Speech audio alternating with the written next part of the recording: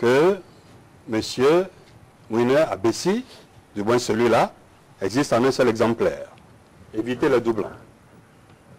Évitez le doublon. Évitez le vote multiple. On le fera assurément. Tout comme sur votre portable, si vous enregistrez le 9500, 9500 une première fois, et que vous cherchez à l'enregistrer à nouveau, le portable vous dira, eh, ce numéro, je l'ai déjà. Que faites-vous là? Si vous mettez vos doigts, vos empreintes, mettons ici à Cotonou, et que vous remontez à Tangueta et que vous cherchez à vous inscrire à nouveau, à remettre les empreintes, la machine prendra les empreintes. Mais il se fera après une opération telle qu'on dira, ces empreintes-là, ou les individus porteurs, ou l'individu porteur de ces empreintes-là, s'est inscrit 2 fois, 3 fois. Des déblonnages. Donc c'est un moyen héroïque pour des élections transparentes. Et il n'est pas bien que l'on le sabote. Il n'est pas bien qu'une chose aussi merveilleuse soit décrédibilisée aujourd'hui, comme c'est le cas dans la conscience de nos concitoyens. Parce qu'aujourd'hui, on n'y croit plus, sauf bien entendu ceux qui veulent s'en servir comme moyen de fraude. Et je dis le pire. Le pire, c'est que on nous propose une chose qui ne viendra pas après avoir pris le soin de détruire ce sur quoi nous pourrions nous rabattre. Justement, je pose la question sur cet aspect. Soyons plus précis et je vous demande quelle est l'alternative que vous avez, vous y répondrez. Je veux être plus précis. Nous avons lu l'interprétation simple qu'on fait des dernières décisions de la Cour constitutionnelle et qu'il n'y a plus possibilité à jamais dans ce pays, en tout cas tant que cette Cour-là sera là et fera sa jurisprudence, de retourner aux législations passées. C'est clair, ça a été dit tranquillement. On ne reviendra plus aux lois passées, sinon ce serait absence de progrès dans la législation. Tiens bien, l'EPI. Voilà que la LEPI ne se réalise pas. Et je demande à vous, une fois la nation, si on ne réalise pas la LEPI au 31 décembre, qu'est-ce que vous proposez comme alternative au regard de la décision de la Cour constitutionnelle? Monsieur Abessi, et que monsieur aussi, je suis pris en sandwich. Je suis choqué par une chose que vous dites là, qui ne vous incombe pas, tant que cette Cour sera là. Jurisprudence. Tant que cette Cour sera là, ce n'est pas la jurisprudence. Non, non. Tant que cette Cour sera là, c'est tant que ces personnes-là seront à la Cour. Non, monsieur, ce n'est pas ce que j'ai voulu dire, plus précis. Il n'est pas ordinaire qu'une Cour prenne de nouvelles décisions qui aillent contre ce qu'elle avait déjà dit. On n'a pas souvent vu ça. C'est ce que je veux dire. Je ne parle pas de personne, je parle d'institutions. D'accord. Soyons plus précis. Je l'accepte. Voilà. Je vous remercie de la clarification parce que c'est très important. Voilà, parce que si je devais partir d'ici en pensant que c'est tant que cette Cour serait là, je serais un peu plus malheureux que j'étais à l'arrivée. Oui, c'est cela. Vous me posez une question dont je n'ai pas la réponse. Mais je peux, au risque de me répéter, exposer une fois encore les faits. On a un meilleur outil en projet, un outil techniquement supérieur en projet. Ce n'est pas encore fait. Le risque que l'outil ne soit pas réalisé existe.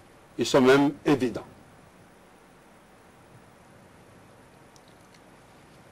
Mais entre-temps, on prend soin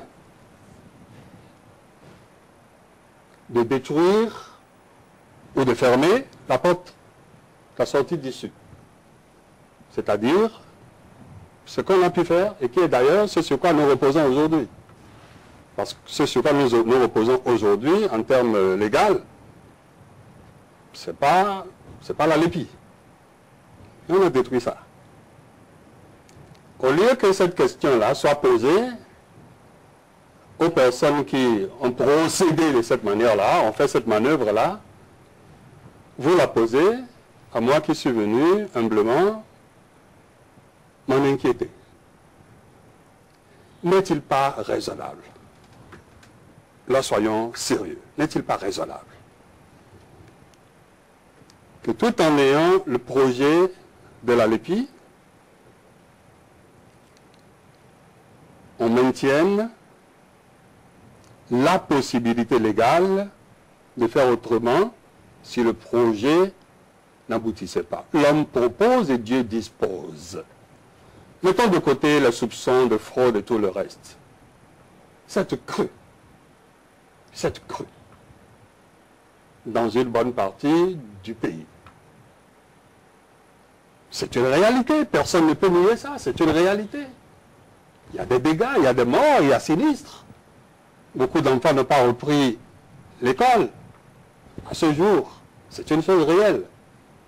Mais pourquoi on a fermé l'issue des secours? La situation antérieure, pourquoi ce n'est plus possible? D'accord. Moi, je découvre une chose ce matin. Je dis que ce n'est pas bien. Oui, je découvre une chose ce matin. Monsieur le ministre fait très bon dessinateur. Les questions sur la LEPI vous ont inspiré énormément de dessins et de toutes les formes. C'est tant mieux. Monsieur le ministre, nous allons sortir de cette question-là, de celle sur la LEPI. Nous allons aborder d'autres questions. Peut-être que ça nous permettra de décompresser. Il y a eu un parfum de scandale sur la République, au cœur de la République, ces derniers mois-ci. Il y a eu les affaires SENSAD et ICC, notamment les machines agricoles. Et puis il y a eu la mode des mémorandums. Il y a eu un certain nombre de mémos qui n'ont pas tous eu les mêmes effets, les mêmes impacts, les mêmes répliques. Oui, mais il y a eu les mémos des anciens ministres Souleymane Alawani, l'ancien ministre des Finances, de Rogatien Biaou, et qui est venu seulement après, de Kamau Fosassi, une lettre ouverte, et le mémo de Amon Zizindo. Oui. Comment est-ce que vous appréciez ça, ancien ministre? Quand on est ancien ministre, est-ce que c'est sain, est-ce que c'est décent que de se livrer à un exercice comme... De quoi nous parlons en premier? Des scandales ou des mémos? Non, nous commençons, si vous permettez, monsieur le ministre, nous commençons déjà. Les scandales, c'est un fait, on les constate. Le traitement que les anciens ministres en ont fait, déjà, est-ce que c'est décent? Est-ce que c'est sain? Ensuite, seulement, nous prononcerons sur les scandales eux-mêmes. D'accord. Je voudrais d'abord me permettre de dire que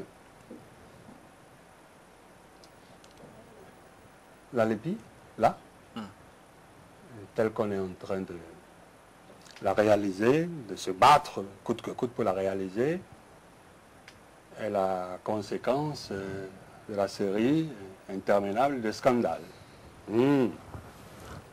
Figurez-vous qu'il n'y avait pas eu ces scandales, que le gouvernement était serein, que le peuple était content.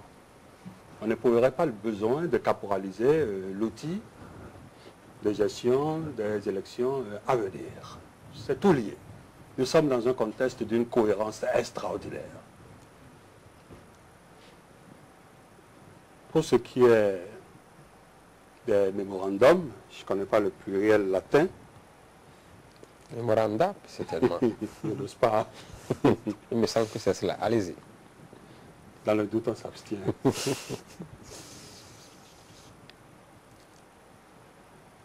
Il semble que votre suggestion serait que, on est accusé, on se tait, quoi. Je crois que des personnes ont été accusées.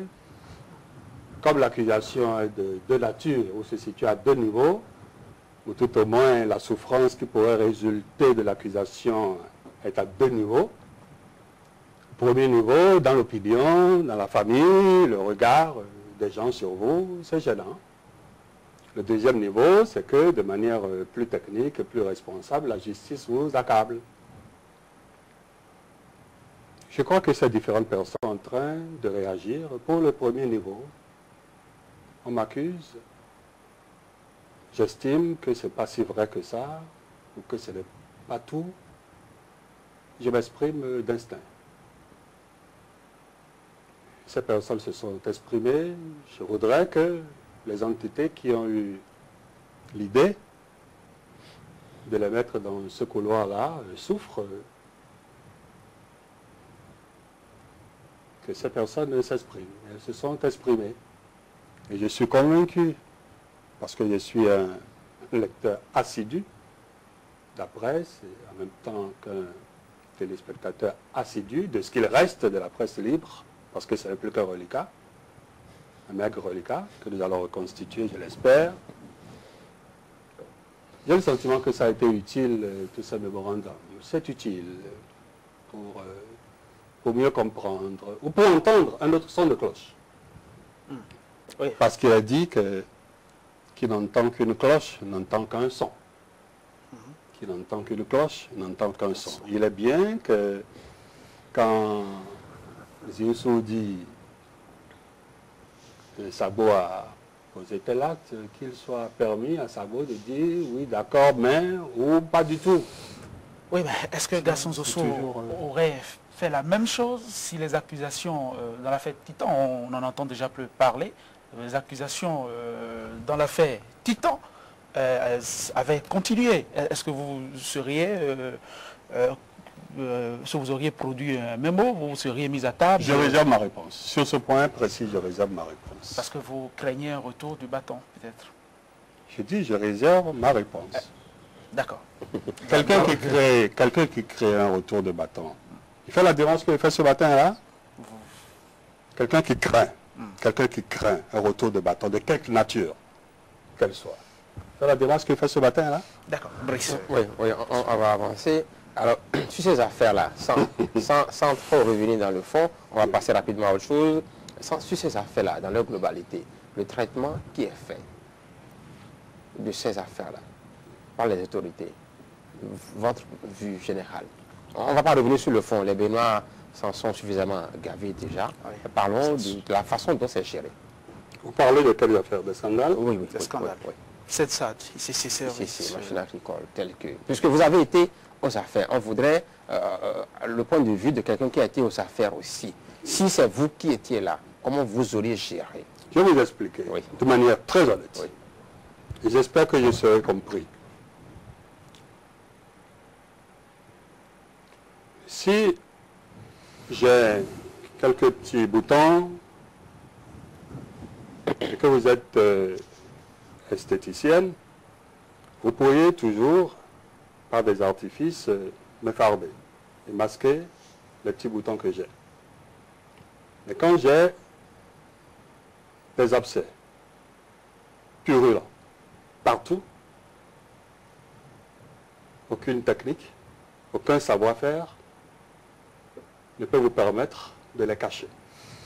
Il y a un niveau de pourriture, de déchéance, de faute